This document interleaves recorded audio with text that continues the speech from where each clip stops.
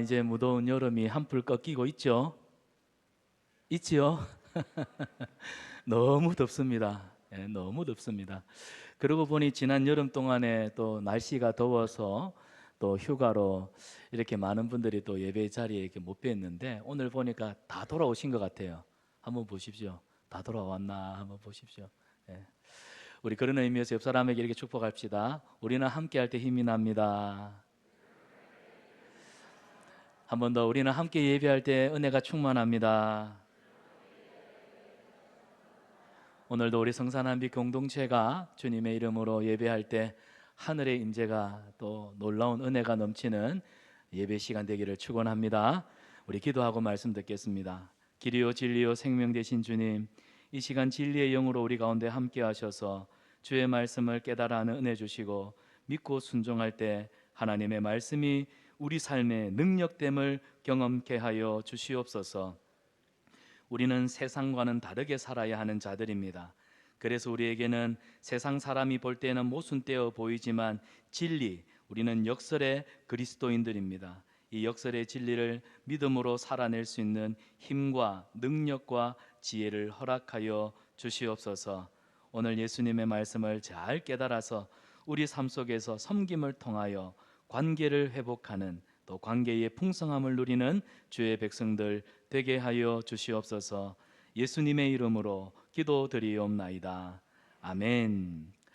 1912년이었습니다. 1912년 그때는 아마 전 세계 북극과 남극 그 탐험이 한참 일어날 때입니다. 미지의 세계에 대한 인간의 그 끊임없는 도전, 또 정보. 그래서 1912년에 영국의 그 남극 탐험대가 남극을 탐험하다가 이제 귀환길 돌아올 때였습니다. 남극은 알다시피 혹독한 눈보라와 또 영하 수십 도의 추위, 그리고 심지어는 식량 고갈 때문에 이 팀이 절체절명의 위기에 놓이게 되었습니다. 대원 중에 한 사람이었던 로렌스 오츠는 아주 심각한 부상을 입었고 또 동상을 입었습니다. 더 이상 걷지도 못하고, 또 속도가 떨어지다 보니까 그의 속도 때문에 팀 전체가 이 혹독한 추위 속에서 아주 생존의 위태로움을 겪게 되었죠. 그래서 조그만 속도가 떨어져도 전원이 얼어 죽을 수 있는 그런 위기의 순간이었습니다. 그때 오츠는 동료들을 한번 지그시 바라보더니 나는 잠시 밖에 나갔다 오겠다. 그리고는 천막문을 열고 눈보라 속을 걸어갑니다. 다시 돌아오지 못할 것을 알면서도 남은 대원들이 살아 돌아갈 수 있도록 자신의 생명을 걸고 맨 뒷자리를 선택한 것입니다. 탐험대에서 맨 뒷자리는 대열의 속도를 맞추기 위해서 부상자나 또 뒤처진 사람들을 챙겨야 하는 체력 소모가 굉장히 큰 자리가입니다. 근데 위험이나 또 사고가 생기면 가장 먼저 고립되기 쉬운 데가 이 뒷자리입니다. 그러니까 구조받기가 어렵죠. 혹독한 추위 속에서 바람을 가장 세차게 맞는 자리이기 때문에 체력이 약하거나 또 다친 사람에게는 이 마지막 자리가 아주 치명적인 자리가 될 수 있습니다. 그런데 오츠는 그 자리를 선택했습니다. 결국 오츠의 선택 때문에 그의 동료들은 살아서 귀국할 수가 있었습니다. 역사는 그를 영웅으로 기억하고 있습니다. 사랑하는 여러분, 이 로렌스 오츠가 선택한 자리는 팀을 위해서 가장 먼저 얼어붙고 또 가장 먼저 사라지는 자리입니다. 보통 사람은 자기를 희생하기 싫어하죠. 어떻게든 나 아프니까 나를 데리고 내 고국으로 데려가 달라 하지, 그 아픈 몸을 이끌고 남을 위해서 희생하는 것은 참 어려운 일입니다. 어쩌면 우리는 그런 자리를 불행한 자리, 실패한 자리라고 여길 수가 있어요. 그런데 오츠는 다른 사람을 살리기 위해서 의도적으로 자신은 그 마지막 자리, 그 끝자리를 선택했습니다. 여러분, 오늘 예수님이 우리에게 동일하게 권면하십니다.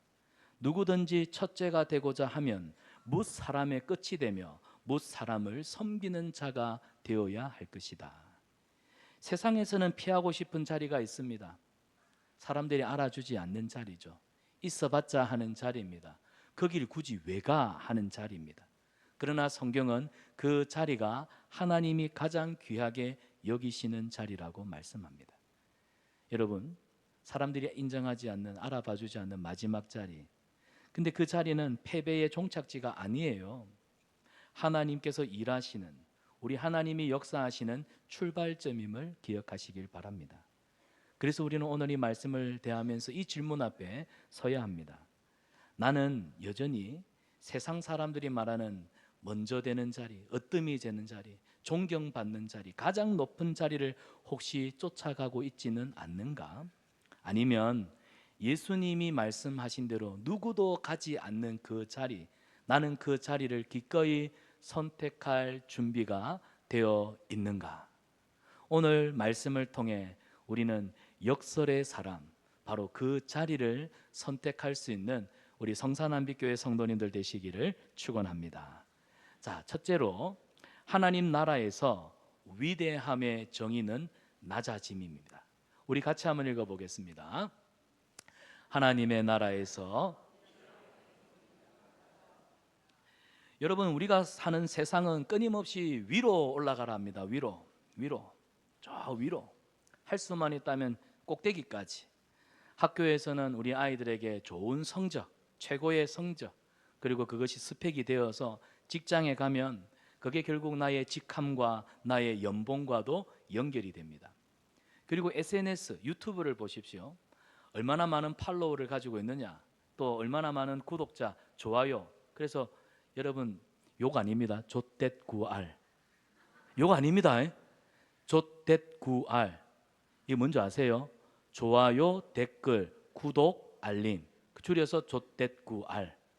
이거 얼마나 많으냐에 따라서 그 판도가 달라지죠. 인기, 영향력, 가치의 척도가 되고 있는 시대입니다.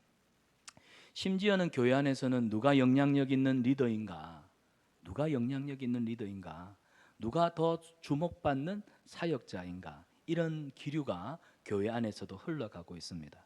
그래서 우리는 앞서지 못하면 결국 뒤처질까 봐 불안해하고 두려워하고 있습니다. 남들이 하지 않는 섬김의 자리, 성경적으로는 또 내가 예수님 믿는 사람으로서 그 자리는 참 좋은 자리는 알지만, 그러나 섬김의 자리에 선택을 하면 좋은 사람이라고 하는 인식은 있지만 결국 이용당하는 건 아닌가? 내 수고가 결국 사람들의 눈에서 인정받지 못하면 결국에는 아무 의미 없는, 또 어떤 경우에는 오히려 순수한 마음으로 섬김의 자리가 오해로 비춰지는 이런 일들이 교회 안에 일어나고 있죠. 오늘 성경을 보면 예수님의 제자들도 우리와 사뭇 다르지 않았습니다. 누가 으뜸이 되냐, 누가 먼저냐, 누가 예수님에게 가장 사랑받는 사람이냐, 예수님이 영광의 보좌에 앉으실 때 그 우편에 앉을 자는 누구냐, 그래서 서로 크고 작다 싸우고 있었습니다. 그때 예수님이 마가복음 9장 35절에 이렇게 말씀하십니다. 자, 오늘 본문을 봅니다. 예수께서 앉으사 12 제자를 불러 이르시되 누구든지 첫째가 되고자 하면 뭇 사람의 끝이 되며 뭇 사람을 섬기는 자가 되어야 하리라. 여기 보시면 예수님이 앉아서 제자들을 불러 말씀을 하시는데, 여기 앉으사라고 하는 동사는 권위 있는 랍비가 제자들을 가르칠 때 사용하는 동사입니다. 자, 권위가 있으신 예수님이 앉아서 제자들을 불러 말씀을 하시는데, 그 예수님의 말씀은 어떤 말씀이냐면 끝, 그리고 섬기는 자. 오늘 본문에 보면 끝이라고 하는 단어와 섬기다라고 하는 단어가 나오고 있죠. 이것은 순서 1번, 2번, 3번 이 순서가 아닙니다. 이건 사회적으로 가장 낮고 보잘것없는 지위, 위치를 가리키는 말이 되겠습니다. 여러분, 섬기다. 지금 우리는 이 섬김이라는 것이 보편적인 시대를 살아가고 있습니다. 서비스. 요즘은 인권이 이렇게 모두에게 인권이 평등하게 보장되는 시대를 살아가고 있습니다. 그죠? 그런데 우리나라도 불과 100년, 150년 전만 보더라도 반상의 도리가 확실했던 나라입니다. 양반이 있고 또 아래 종들이 있었습니다. 그러니까 섬기는 일은 그 당시 누가 했냐면 종들이 하는 일입니다. 종들이 하는 일이 서비스, 섬기는 일이었어요. 주인을 섬기고 주인의 가족들을 섬기고 주인의 친구들을, 손님들을 섬기는 일이 종의 역할이었습니다. 그래서 그 당시 제자들에게 섬기라고 하는 말은 굉장히 낯설고, 섬기라고 하는 말 자체는 굉장히 자기를, 지위를 무시하는 그런 말이었습니다. 우리는 섬기십시오라고 하는 말 별로 나쁘지 않잖아요. 왜냐하면 우리는 서비스 시대를 살아가고 있기 때문에. 내가 누군가에게 서비스를 받는다면 우리는 또 누군가를 서비스를 하며 살아가고 있다 보니까 이 섬기라는 개념이 낯설지가 않아요. 근데 예수님 시대에는 섬기는 말은 종에게만 해당됐기 때문에 예수님이 제자들에게 너 섬기는 자가 되라면 제가요? 왜요? 제가 왜 종이 되어야 됩니까? 라고 발끈 화를 낼 수 있는 그런 말이었습니다. 그래서 예수님이 끝 섬기다 이 말씀은 그냥 단순히 겸손하라 하신 말씀이 아니에요. 오늘 예수님의 말씀은 하나님 나라의 정의, 우리가 소위 말하는 위대함은 세상 사람들보다 높은 자리에서, 높은 지위에서, 높은 권력에서 많은 부를 가지고 많은 인기를 가지고 사람들을 지배하고 누릴 수 있는 그 자리, 그 위대함이 아니라 하나님 나라의 위대함은 바로 섬기는 자라는, 그래서 이 위대함의 정의를 완전히 바꾸시는 말씀이라는 겁니다. 높이의 문제가 아니라는 거예요. 뭡니까? 방향이라는 것입니다. 위로 올라가는 것이 아니라 사랑 때문에, 우리 하나님의 사랑 때문에 아래로 내려가는 것입니다. 우리 성산남빛교회 이기사역의 주제가 사랑 안에서, 그래서 낮아짐이 사람을 살리고 세상을 섬기는, 우리는 이 낮아짐의 공동체. 그래서 우리 성산남빛교회 이기 주제는 역설입니다. 종이 되라는 거예요. 하나님의 사랑으로. 그래서 마태복음 20장 26절에서 28절을 보면 예수님이 하시는 말씀, 크고자 하는 자, 으뜸이 되고자 하는 자, 그 사람은 결국 종이 되어야 한다. 받합시다. 종이 되어야 합니다. 그래서 이사야서를 보더라도 메시아, 그분은 고난을 받는 종입니다. 열방과 민족을 구원하기 위해서 하나님의 부르심을 받은 메시아는 고난받는 섬김의 종이다. 이미 예수님이 오시기 전 500년 전, 600년 전에 이사야의 입을 통해서 하나님이 말씀하신, 그래서 종, 하나님 나라의 위대함은 결국 섬김이라고 하는, 낮아짐이라고 하는 이 불변의 법칙을 우리가 결코 벗어날 수가 없다는 거예요.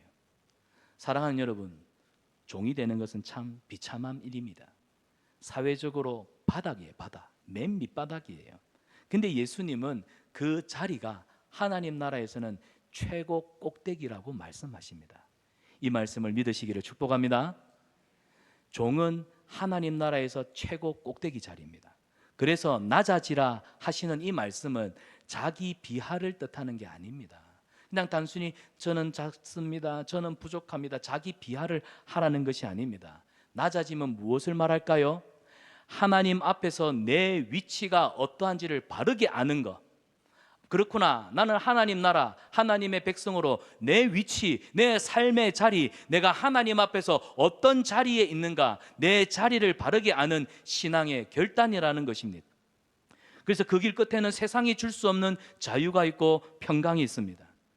사람들은 인정하지 않고 내 섬김과 헌신은 가려진 것 같지만 여러분 기억하세요. 하나님은 숨은 헌신을 결코 잊지 않으시는 분입니다. 사람들의 인정, 멋집니다, 훌륭합니다, 대단합니다, 이 인정은 잠시 금방 사라지지만 여러분, 하나님께로부터 오는 보상은 영원한 줄 믿습니다. 영원한 줄 믿습니다. 여러분, 나사렛의 한 평범한 소녀였던 마리아를 보십시오. 당시 미혼의 여성이 임신을 했다. 이거는 유대 사회에서 돌에 맞아 죽을 법한, 율법적으로는 큰 죄였습니다. 그리고 사회적으로 배척당할 수밖에 없는 것을 의미했죠. 그런데 마리아는 보십시오. 하나님이 말씀하시니까 주의 여종이오니 나는 주님의 여종이옵니다. 나는 종이옵니다. 말씀대로 하나님의 뜻이 내게 이루어지기를 원합니다. 그래서 자신의 평판, 자신의 안전보다는 하나님의 뜻, 역설 같지만 하나님의 뜻이 내 삶을 통해 이루어지기를 원합니다. 그걸 더 귀중히 여겼어요. 결국 마리아의 낮아짐과 순종은 세상의 구원자이신 예수 그리스도를 품는 은혜의 통로가 된 줄 믿습니다. 그래서 여러분, 성경은 우리에게 끊임없이 말합니다. 우리의 낮아짐은 하나님의 큰 일이 시작되는 자리입니다. 아멘. 우리 옆 사람에게 이렇게 권면하죠. 당신의 낮아짐은 하나님이 큰 일을 하시는 자리입니다. 그러니까 우리가 얼마나 하나님 나라의 큰 자이겠느냐는 겁니다. 그래서 우리의 위대함, 우리가 바라보는 위대함, 우리는 아이들에게 위대한 인생, 위대한 꿈, 원대한 가치를 가지고 살아가다고 끊임없이 세속적인 가치관으로 밀어붙이지만 우리의 위대함, 가치가 달라져야 됩니다. 그래서 우리 스스로한테는 나는 오늘 누구를 살리기 위해서 낮아졌는가? 나는 오늘 누구를 섬기며 살았는가? 이 질문 앞에 진지하게 자신을 돌아볼 수 있어야 합니다. 여러분, 우리가 남을 섬기는 거, 물론 섬기면 시간 뺏겨요, 물질도 뺏겨요, 또 그만큼 마음을 써야 돼요. 손해가 이만저만이 아닙니다. 그러나 섬김은 손해가 아니에요. 받아합시다. 자유다. 자유다. 우리는 섬길 때 비로소 하나님이 주시는 은혜의 자유를 누리는 겁니다. 예수님 보세요. 제자들의 발을 씻기는 사건의 그 핵심을 보면 물로 발을 씻기시고 수건으로 닦으시는 물, 수건, 그것이 아니죠. 여기서 핵심은 뭡니까? 낮은 자리입니다. 예수님은 종이 되셨습니다. 발을 씻는 것은 그 당시에 종들이 하는 일입니다. 여러분, 지금은 신발이 좋고 우리는 아스팔트, 콘크리트, 얼마나 멋진 길을 걸어 다닙니까? 옛날에는 흙길을 그대로 걸어 다녔어요.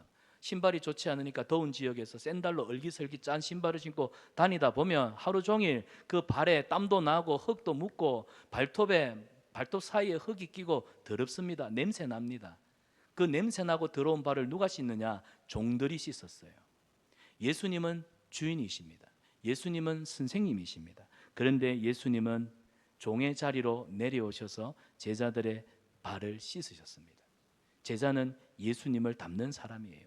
의도적으로 냄새나는 자리, 눈에 띄지 않는 자리, 그것을 선택하는 것이 예수의 제자입니다.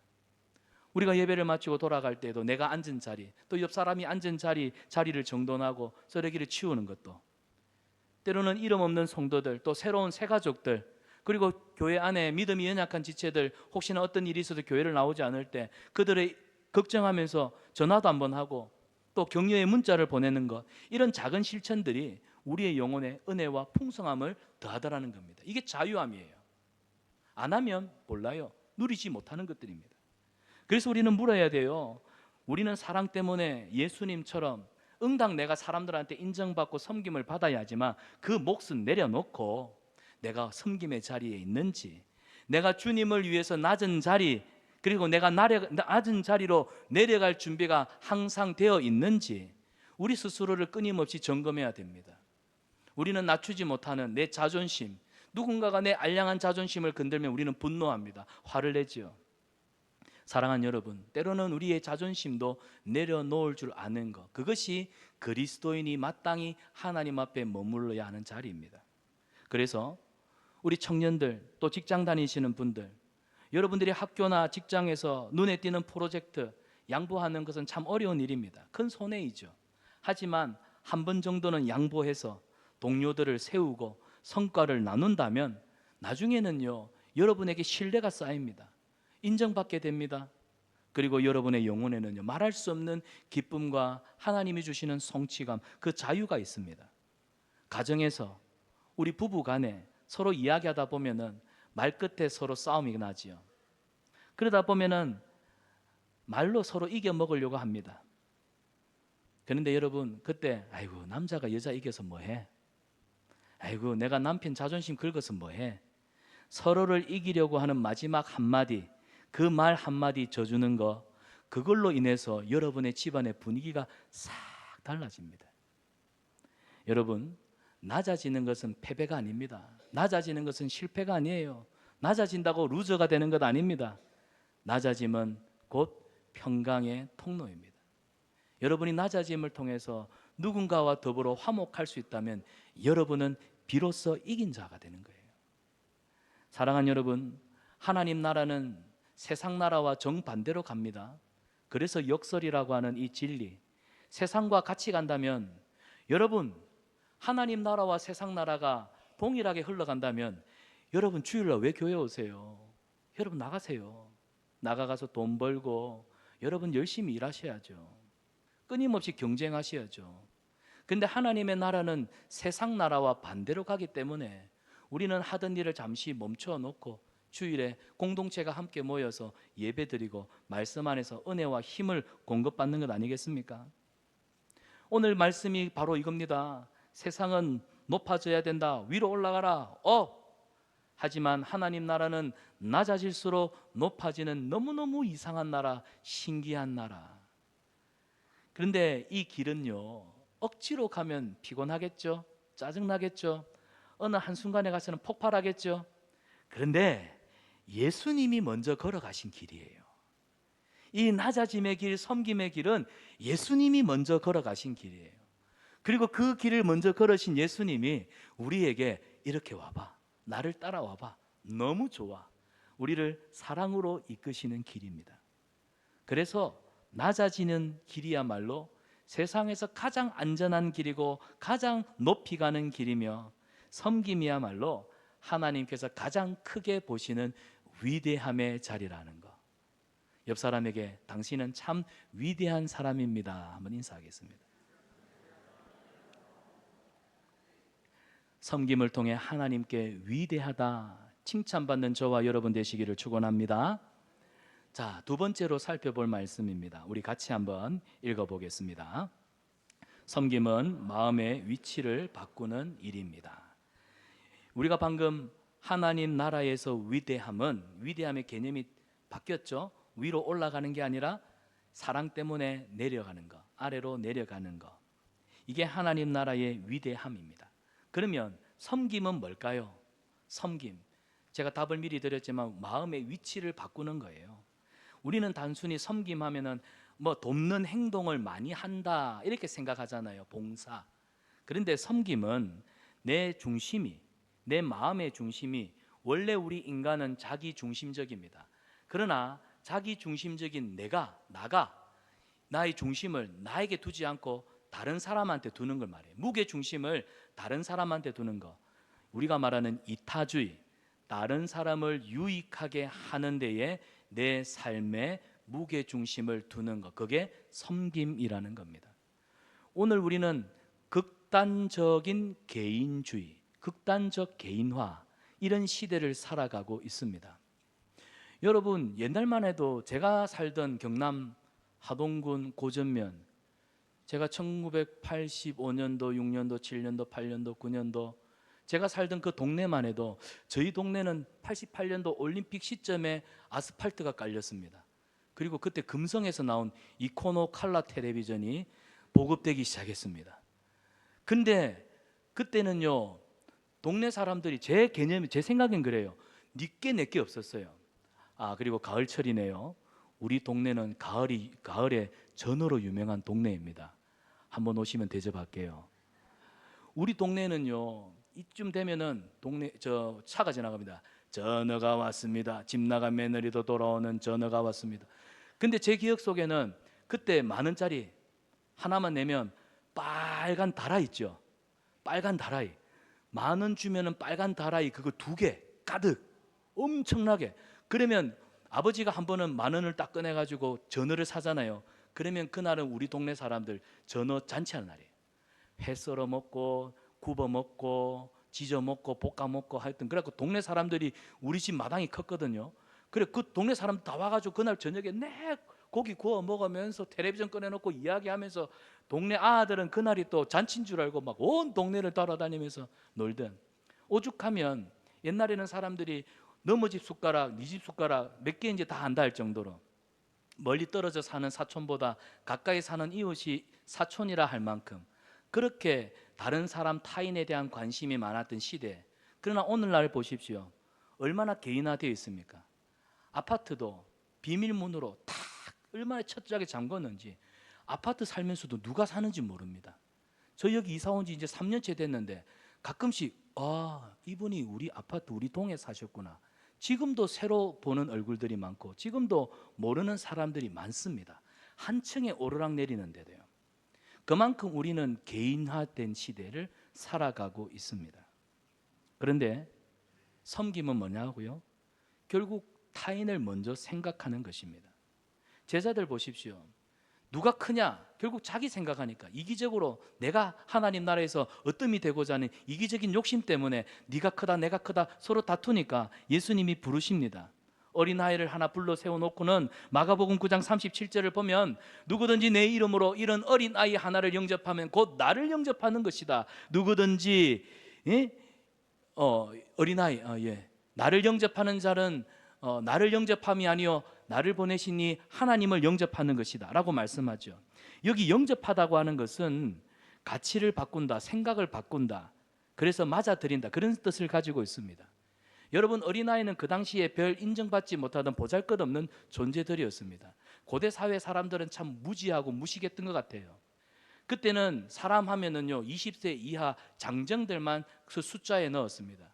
그래서 5천 명, 60만 명, 성경에 보면은 그 숫자들은 결국 남자 20명 이상 군대에 나갈 수 있는 장정들을 포함시켰지, 나이가 많거나 또 고아와 과부, 어린아이들은 그 숫자에 포함시키지 않았어요.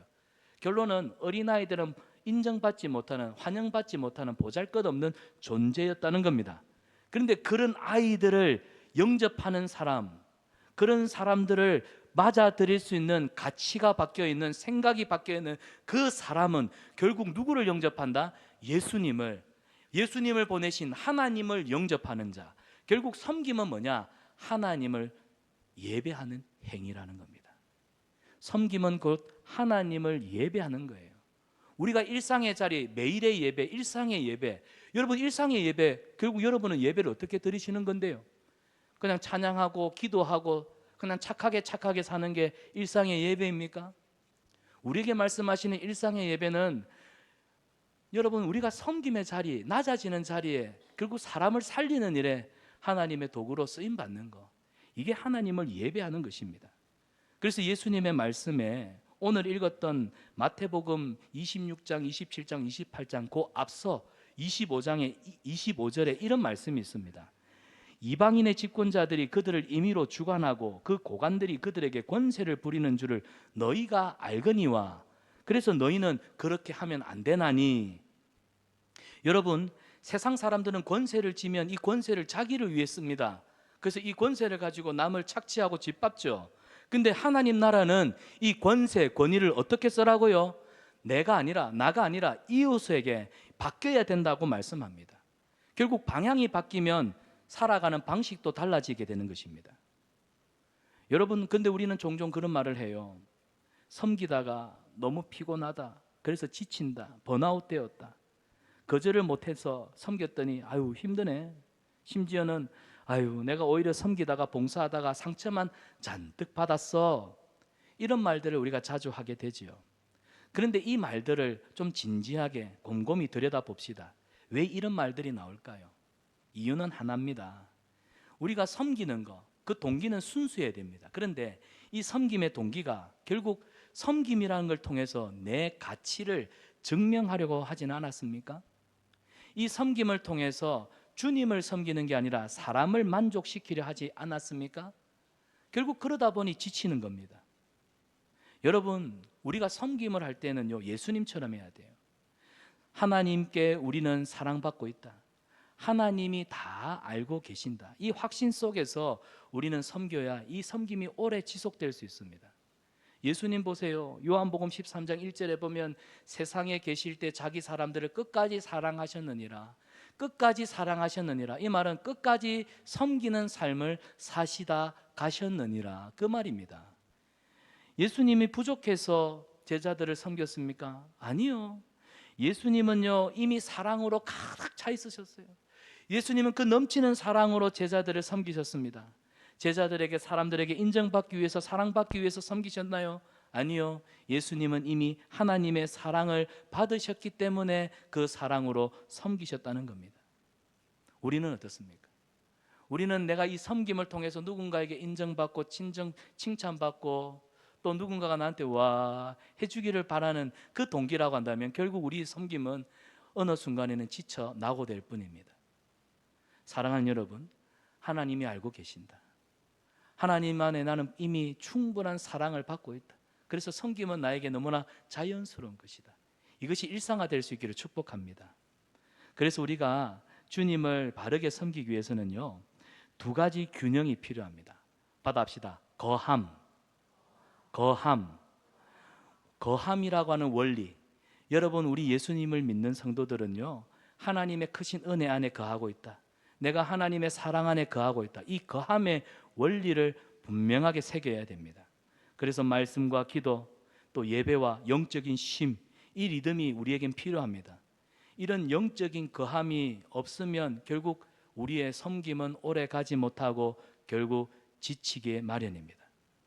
그래서 먼저 그리스도께, 우리 하나님이 주시는 풍성한 은혜, 그래서 우리 성산한빛교회 우리 봉사자들, 사역자들은요, 사역도 중요하지만 본인의 예배를 항상 우선순위에 두십시오. 간혹 교회 안에 봉사는 참 열심히 하는데 본인의 예배를 등한히 하시는 분들이 있습니다. 그건 바람직하지 못합니다.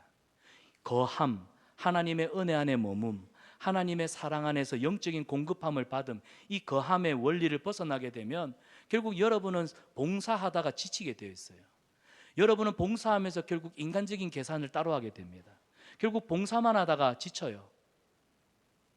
여러분, 하나님의 은혜 안에서 그 넘치는 사랑과 위로하심 속에서, 그래서 여러분이 기쁨으로 자원하는 마음으로, 예수님의 마음으로 섬김을 실천하시기 바랍니다.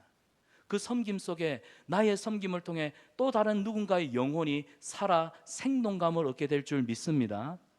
두 번째 원리는요, 받아봅시다. 경계의 지혜입니다. 여러분, 사랑은 모든 것을 다 떠맡는 과잉 책임이 아닙니다. 간혹 그런 경우가 있습니다. 내가 할게. 그래서 막 혼자서 다 떠맡는 참 좋은 모습이기도 하지만, 그러나 여러분, 하나님 앞에 맡길 것을 맡길 줄 아는 게 그게 영적인 질서입니다. 무슨 말이냐면 때로는 아닌 것은 아니요라고 하십시오. 이것도 좋고 저것도 좋고 너무 많은 봉사를 다 떠맡지 마십시오. 질서 속에서 때로는 아니요라고 할 수 있는 이 아니요가 더 큰 것을, 더 중요한 것을, 더 우선된 것을 지켜가는 예라고 하는 충성이 된다는 사실. 그래서 거함과 경계라고 하는 이 두 가지 원리를 우리 섬김이라고 하는 삶의 자리에서, 또 교회에서 봉사하는 자리에서 이 두 가지 원리를 잘 실천할 수 있기를 축원합니다. 사랑하는 여러분, 아까 섬김은 우리 마음이 나로부터 너, 나로부터 이웃, 이 마음의 태세 전환이라고 말씀을 드렸습니다. 근데 이게 거창한 결심이냐? 아니요. 작은 순종, 작은 한 걸음, 믿음으로 내가 오늘부터 한번 그렇게 살아보겠습니다. 주님, 지금까지는 나 중심이었는데 이제는 다른 사람을 먼저 한번 생각해 보겠습니다. 주님. 그래서 여러분 가까이서 한번 해보십시오. 남편은 아내를 섬기는 종이 한번 되어 보십시오. 우리 남자 성도님들 아멘이 없어서 제가 지켜보고 있습니다. 우리 남자 성도님들은 오늘부터 아내를 섬기는 종이 한번 되어 보십시오.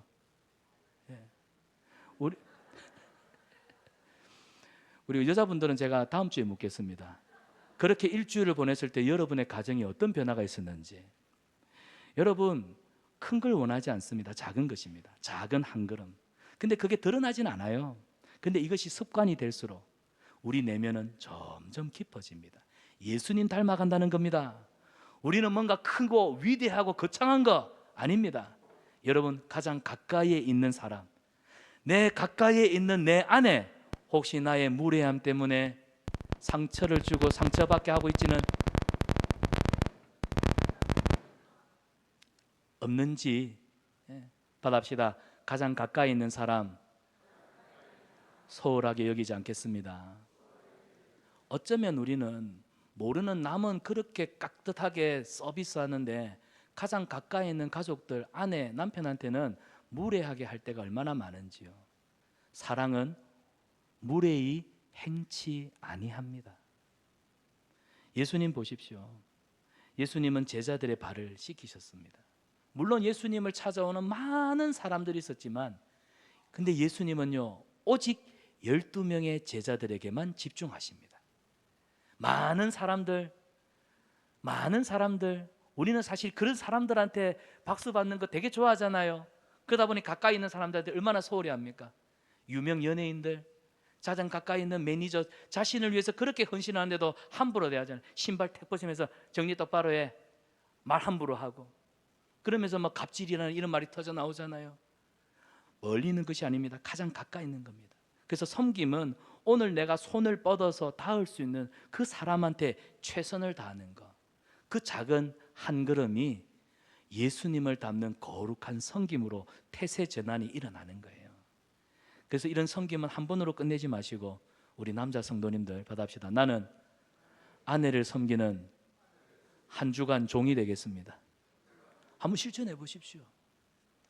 우리 자매님들은 아내도 아시겠죠? 남편한테 섬김만 받아서 되겠습니까? 여러분, 작은 섬김을 삶의 습관으로 만들 때 우리 중심이 나에게서 결국 이 마음이 예수님의 마음입니다. 받아합시다. 예수님의 마음.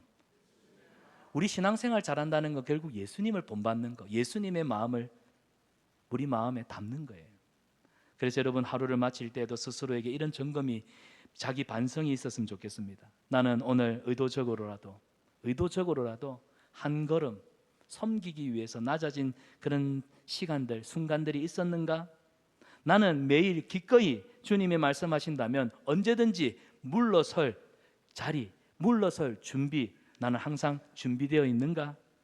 이 질문이 우리 마음을 조금씩 예수님을 닮아가는 거룩한 영적 습관이 되게 할 줄 믿습니다. 그래서 여러분, 직장에서는요, 때로는 눈에 띄는 프로젝트보다는요, 성과보다는요, 또 내가 뭔가 이루었다는 업적보다는요, 우리는 사람을 살리는 사람 아닙니까? 팀을 살리는 일에 한번 집중해 보십시오. 남들이 챙기지 않는 신입들 서류도 검토해주고, 또 회의가 끝나고는 회의 자료도 정리하고, 동료들이 잘했다면 그 성과를 공개적으로 칭찬하고 격려해주는 사람. 우리는 끊임없이 나를 드러내고 싶어 했지, 다른 사람의 입장에서 다른 사람의 수고를 취하는 것은 참 인색했지 않습니까? 그거 한번 해보십시오. 여러분의 직장에서 우리는 일태로 부르심을 받은 선교사들입니다. 섬겨야 됩니다. 그리고 교회에서, 우리 교회 안에는 새가족들이 많이 오고 있습니다. 근데 새가족들이 정작 교회 오면요, 낫습니다. 여러분도 한 번은 새가족이었던 경험이 있으시잖아요. 그 경험을 여러분들이 떠올려서 새로운 새가족들이 오거나, 또 교회 안에는 믿음이 연약한 사람들, 또 소극적인 어떤 성향을 가지신 분들, 관계의 폭을 넓히지 못하는 분들이 있습니다. 그런 분들이 눈에 보이면 여러분이 찾아가서 잘 지내십니까? 여러분들 어떻게 지내셨어요? 밥은요? 그러면서 여러분이 말을 걸고, 좋은 일 있을 때는 부르시고, 그리고 그분 한 사람 한 사람 이름을 부르면서 환대해 주십시오. 왜 김춘수의 꽃에도 내가 그 꽃의 이름을 불러주기 전에는 나한테는 아무런 의미 없는 꽃이었지만, 흐늘거리는 꽃이었지만, 내가 그 꽃을 이름을 불러주었을 때 걔는, 그 꽃은 나에게 의미 있는 꽃이 되듯이, 여러분 새로 오신 분들, 또 좀 별로 친하지 않는 분들, 그분들 이름을 불러가면서 눈을 마주치십시오. 그런 자리, 그런 모습이 결국 우리가 섬기는 겁니다. 그런 자리에서 우리 공동체의 분위기가, 우리 온도가 달라지는 것입니다. 받아합시다. 섬김은 나를 소모시키는 일이 아니다. 우리는 섬기라 하면 자꾸 나를 소모시킨다 생각했는데, 섬김은 나를 소모시키는 것 아니에요. 받아합시다. 섬김은 하나님께 나를 의탁하는 훈련이다. 섬기라 하면 네, 알겠습니다. 하나님 앞에 믿고 의탁해 보십시오. 그 결과가 어떠한지. 믿음은 하나님 앞에 매 순간마다 맡기는 겁니다. 의존하는 겁니다. 의탁하는 겁니다. 하나님 앞에 맡겼더니 과연 내 생각과는 다른 결과가 나오는 거, 그게 하나님 나라 백성들이 맛보는 영생하는 축복 아닙니까? 결국 섬김은 손의 행동이 아니라 우리 마음의 태세 전환. 그래서 하나님의 사랑에서 흘러나오는 섬김은 우리를 지치지 않도록 합니다. 그런 섬김이 우리 교회와 우리 가정과 이 나라와 이 민족의 분위기를 완전히 바꾸고, 섬김의 자리에는 우리에게 하늘의 신령한 복, 영적인 자유를 주시는 줄 믿습니다.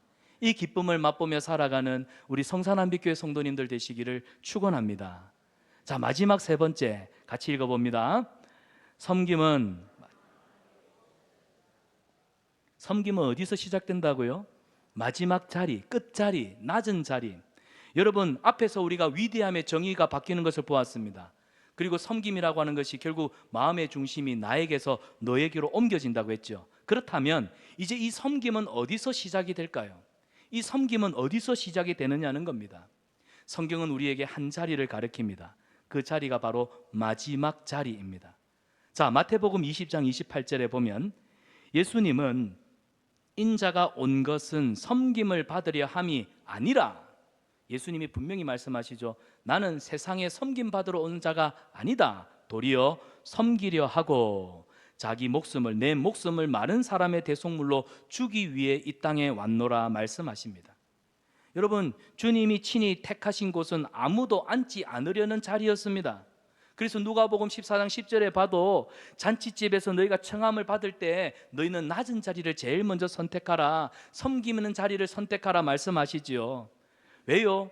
하나님 나라는 높아지는 데서 높아지는 것이 아니라 낮아지는 데서 높아지기 때문에. 그래서 마지막 자리, 그 섬김의 자리는 끝자리, 패배 자리가 아니라 하나님이 찾아오시는 자리라는 겁니다. 하나님이 나를 찾아와 반겨주시는 자리라는 거예요. 그런데 우리는 본능적으로 그런 자리를 피하려고 합니다. 예수님을 생각해 봅시다. 예수님은 항상 마지막 자리를 먼저 선택하셨습니다. 결국 예수님이 선택하신 그 마지막 자리, 죄인이 되어 십자가에 매달려 처형당하는 그 비극의 자리, 십자가. 예수님은 십자가에 매달려 죽기까지 낮아지고 낮아지고 낮아지신 분입니다. 십자가는 모든 권위를 무너뜨리는 자리입니다.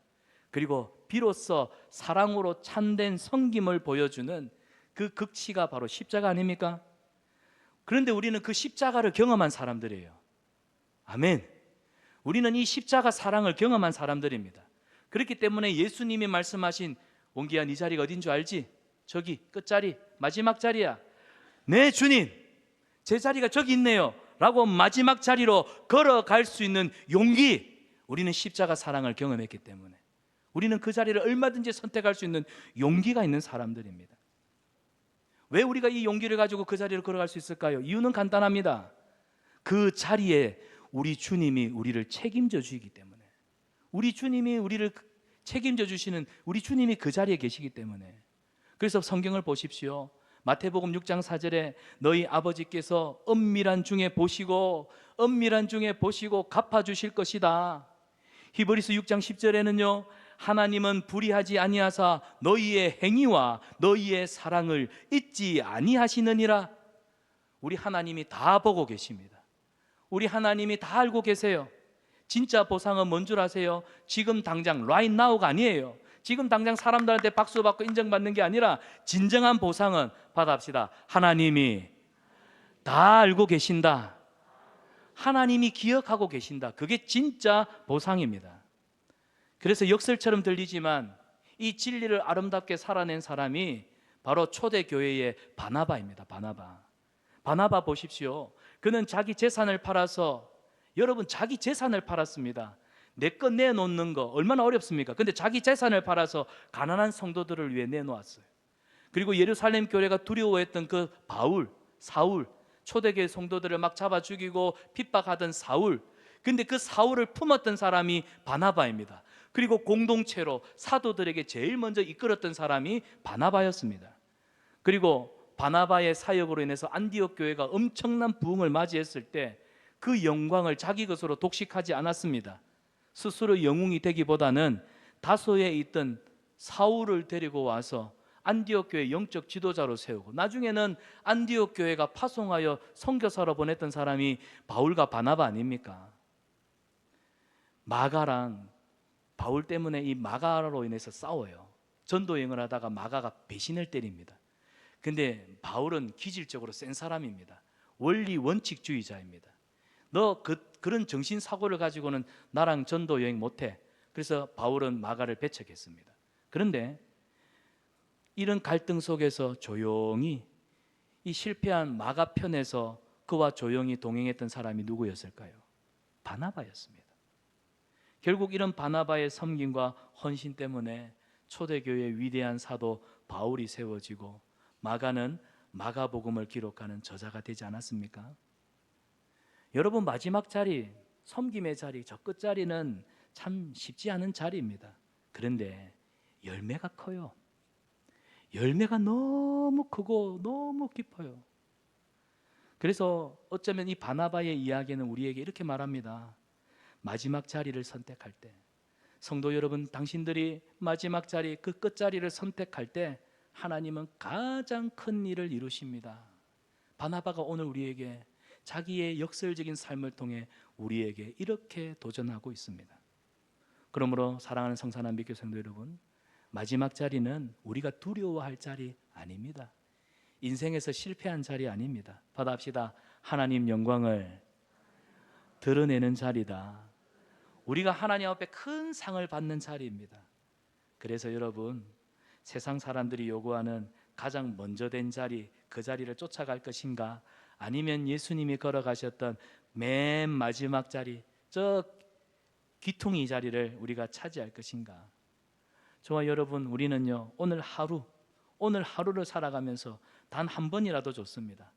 예수님이 말씀하신 저 자리, 나로 기꺼이 내려갔으면 좋겠다 하시는 저 마지막 자리, 내가 그곳으로 내려가겠습니다. 결국 하나님 나라는요, 상식이 아니라 역설입니다.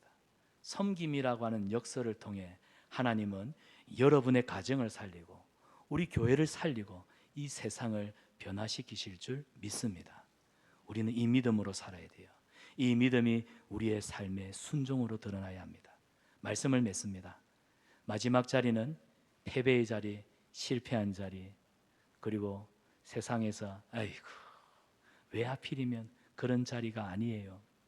그 자리는 하나님이 일하시는 하나님의 역사의 시작점이고 하나님이 영광을 받으시며 우리가 이 땅에서 누릴 수 있는 가장 큰 상급을 받는 은혜의 자리입니다.